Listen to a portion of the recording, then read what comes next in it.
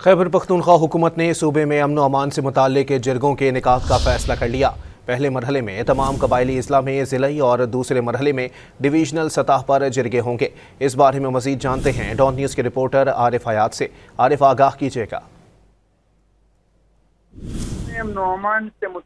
जी आरिफ, बताइएगा।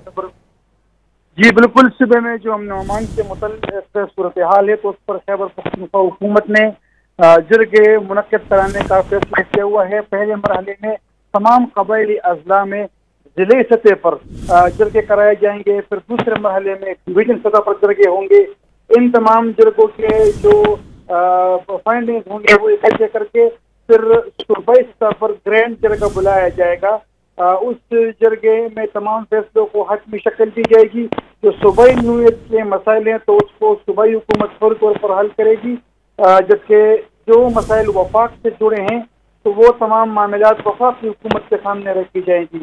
हुकूमत का यही मौक़िफ़ है कि हर जिले में अमन व अमान से मुतल्लिक़ उनके अलग अलग मसले हैं, तो लिहाजा हर जिले में अलग जिरगा किया जाएगा।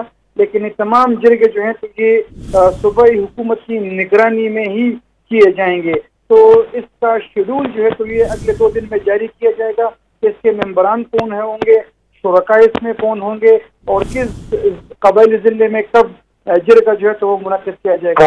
लेकिन ये बात ज़ेर गौर है कि इन तमाम जिरगों को 1 महीने के अंदर अंदर ही हतमी शक्ल दी जाएगी, ताकि सूबे में अमन व अमान से जुड़े जितने भी मसाइल हैं तो उसको 1 माह के अंदर अंदर ही हल किए जाएं।